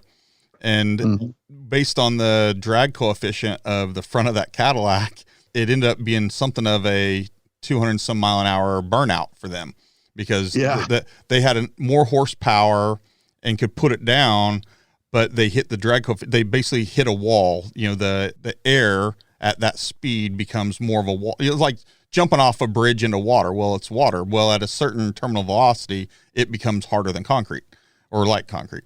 That's effectively, you're looking at them going across what looks to be flat open air, but there is a point where the air becomes so much resistant, it's like pulling your car up to a curb and doing a burnout. But you're doing that burnout at 200 and some miles per hour. And that was the beating that they were putting on their axles, was this constant 200 plus mile an hour burnout. And I think they were killing tires doing that.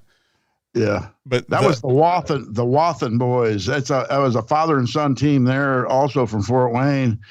And they were hooked on Bonneville. It's another racing area that I'd like to get more into. I've always admired Bonneville or any of the salt flat type events, but their last name's Wathen. I didn't remember. Yeah, I didn't. I'm not even sure if I caught their name at that point, but I remember running it by you. And then the pass that they made in front of us, actually, they kind of screwed the pooch for all of us. They when you have a car that has windshields or back glass or whatever, you have to run these bars over it, and the bar still wasn't enough. The back glass, the backlight, folded and punched out of the car at 200 some miles an hour and scattered glass all over the salt. So then and they had to get they spent like an hour doing cleanup, sweeping glass, and it's not like the glass just lands in the parking stall when it gets broken into. It's spread over a quarter mile as it scatters down the salt. All the top speed stuff is just really intrigued me. When we lost Jesse Combs, and I just felt so bad for her and Terry and Jesse's family and everybody involved. I mean, she touched us all so much, and the high speed stuff is definitely a hook that gets a lot of people, and much respect for Jesse Combs. Yeah, she put it down. So hey, what's the future for you? You're going to race in 21.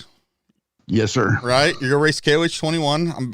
I'm excited to see you back in a car again. Just every time. Another lap around the sun.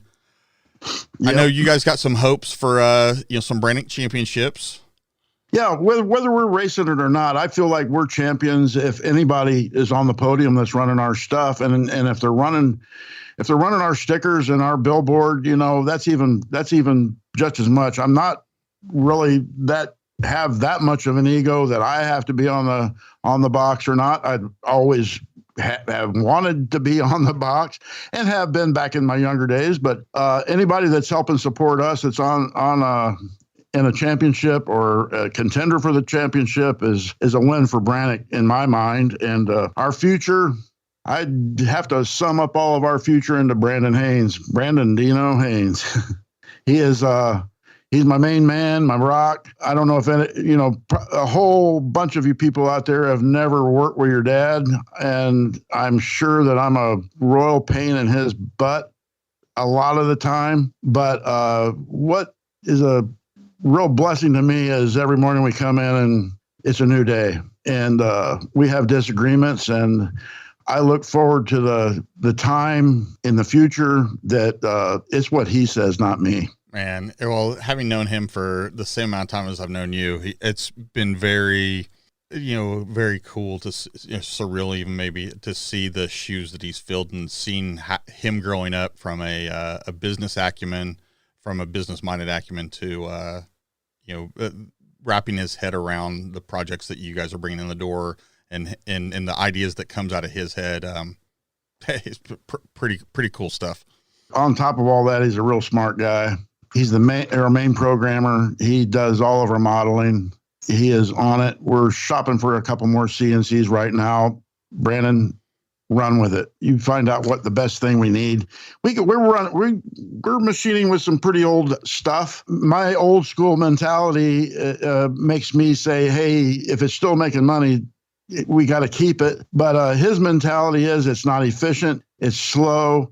It's costing us. It's costing us. And I'm finding myself being able to let go of that and look at the aspect of being efficient, even though it's going to cost us and it's going to be a big chunk of money and really kind of hurt for a second. It's going to make itself up. And he sees that a lot quicker than I do. I'm ready to get rid of some of the dinosaurs that we're using. The trouble is getting rid of those dinosaurs, they are still good machines. It's being able to get somebody that wants them. I don't want to make a bunch of money out of them, but I don't want to scrap them. And sometimes that's the thing that holds up progress, is holding on to the past. And I'm slowly letting go of that mentality. Yeah. I mean, moving from production to, the hobbyist, I guess, for that equipment, I've got a 15-inch clausing lathe, and I don't want it to be a CNC. I want to be this full manual, because I'm only making one part at a time, but that's actually right. Part of the enjoyment for me is making that singular little item. Yeah. There's some bit, but from a production standpoint, I think when you look at, I guess globally that, or at least, in the States, that one of your line items of cost in your business, it's roughly 30% is labor. And if you can make efficiencies and reduce that labor cost and increase your margin, then at the end of the day, that's going to be better for the company, if not just better for your bank accounts, but you can take that time that you've now freed that labor capital up, and you can spin it on to a different project, a new item. I'll tell you a prime example. I'm going to talk about this podcast for a second on this, is my ability now that I've farmed out the editing. I've freed up 10 to 20 hours of my week when I'm on the weeks that we're producing this show by farming out the editing to a guy there in Indiana. So I'm supporting the local Indiana economy. I love that guy named Gary. He's awesome. But what it's done is it freed me up to go approach guys like you and Brandon about sponsoring the show, guys like Todd Stoffer from Custom Splice sponsoring the show, guys like Jason Yode with Magnitude Performance and Mass Motorsports. Those guys, it freed my time up to go talk to you guys. And then now the other ancillary benefit of that was I have started re-listening to the show. Like, it used to be you and I would record, and then I would edit. I'd spend 10, 20 hours editing. So I've heard you talk a billion times. I've heard me talk a billion times, and I'm done with, like, in my head, I can't take it anymore. Like I'm like, I've listened to it enough. So I would never listen to the finished product all the way through anymore. I've returned to listening to the show, and oh my gosh, some of the people that have been on are just freaking, just blows my mind how amazing some of y'all are, or all of y'all are, that have agreed to get in on this. Thank you. I couldn't agree more. I'm just humbled and honored to be walking among a lot of my heroes that you've brought to everybody, Wyatt, and they're giants. And there's so many more. I mean, there's so many. Exactly. I think you said giants, and walking amongst, or we get to walk amongst them. They're just normal, down to earth dudes, but doing great and amazing things and making great and amazing stories every day. And there's so many of them. It's, when I look at my list, my target list, I put down, I'm going to do 12 episodes. So I put down who my 12 I think are going to be in that kind of approach. And then there's usually some things that move or change, but while that's going on, I love people reaching out going, hey, you need to interview this person. Hey, you need to interview that person. And some of them have been really great leads that I've ended up, they weren't somebody who I was going to go after, but Yeah. That wasn't you, Stan. I swear you have got a fan base, and you've got a cheerleading squad. You've got, I mean, so many people, and it wasn't like centric to Indiana. It was on a national scale, people from California to all the way to the East Coast saying, "Hey, when are you going to have Stan on?" And so we got you. Yeah, well, I'm really honored with that. But I will say, Wyatt, that the talent tank out there, you're never going to have a talent tank completely full, because it's always needing fuel. And you've really picked a good venue to showcase that for all of my friends and those that will be my friends. I'm sure that when we meet, you'll be my friend. I really, really strive to never make an enemy, and you're doing a great job. I thought you were going to be, we were going to have a problem, because I sold you a trailer. I sold you a Featherlight. I sold you my old race trailer. We meet in Texarkana, Arkansas. We met on the Arkansas side of the street, not the Texas side of the street. Yeah. And you take the trailer and you head on back to Indiana with it. And then my race car was wide enough that it would fit through the door, but it liked to snag the cables, the assist on the cables, and I bent one of those, and then it tore your hand up. Like you decide, I'm going to repair it, I'm going to fix it. Wyatt sold me this broke trailer, and you discovered what you knew, but you rediscovered what stored energy. What stored energy can do to human flesh. Oh, it'll if you're not careful, it'll leave a mark, and it sure did on me. I ripped my hand open. And how many stitches? Well, there was like 15 stitches, but they went like 3 layers deep. Oh, and I felt so bad. Well, it was my own dumb ass. I knew about stored energy. I've known about it all my life, and I've known about garage door stored energy. But the way this thing was broke, I, for some reason, thought one side of the spring not being wound tight would relieve the other side. Well, that's not true. They're both wound individually, and I was taking the assembly apart to get straightened out. All it was a bent axle bar across the header. The header, and I let the last bolt go, and luckily I had my hand in the way of my face, and not that it would have hurt my looks any. I mean, it might even add a little bit to it, but it sent me to the hospital and like 15 stitches, and it got me good. It's probably the worst flesh wound I've ever got. I'm glad it was kind of a brain fart, not like a true senior moment. Yeah, right. So I asked you what's next, and is retirement in your future? Or are you one of those guys that's going to work until you die? Well, I've told a lot of people I'll be feet first out of here, I'm sure, but I want to shift gears a little bit. And I love road trips and traveling. I see maybe being the spokesman at SEMA in a booth someday, and going to events and setting up booths and doing that end of it, and still promoting Brannick. A little windshield time with Marilyn. Yeah. We all of our life we've talked about the motorhome and pulling a trailer and seeing the good of USA and Canada and Mexico in a motorhome, and why not do it and make a little coin doing it. As far as going to events, SEMA, PRI, all the trade shows, and kind of taking that lead in the company. Retirement, I don't really like the word. It's changed profession, maybe. Maybe downshift a gear, right? Just grab a little bit lower gear. Yeah, maybe up gear a little bit.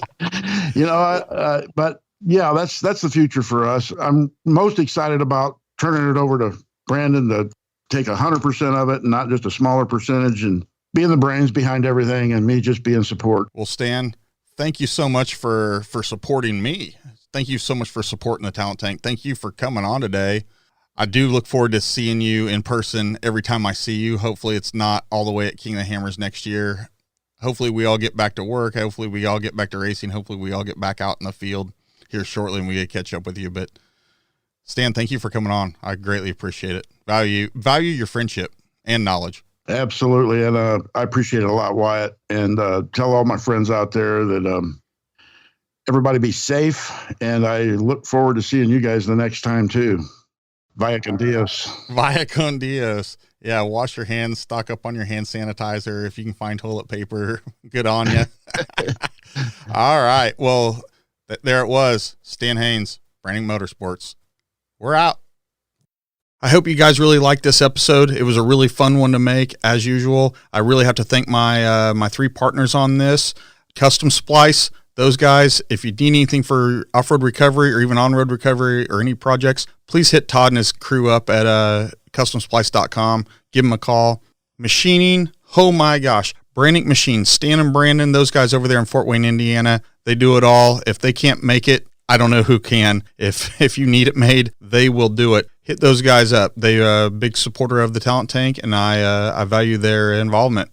And then last but not least, Magnitude Performance. Jason Yode and company, they're in Nacogdoches, Texas, and everything that they've done for the Talent Tank and getting behind and supporting this this venture and this project and everything. Give them a call for your suspension needs. These guys do magic with springs. And then the parent company, Mass Motorsports Engines, man, they have engines on lock, hand built, lots of horsepower. They're your guys. Thanks, guys. We'll catch you next week. Thank you for listening and taking a dive into the Talent Tank. Please like and subscribe on Instagram @The Talent Tank or our website, thetalenttank.com.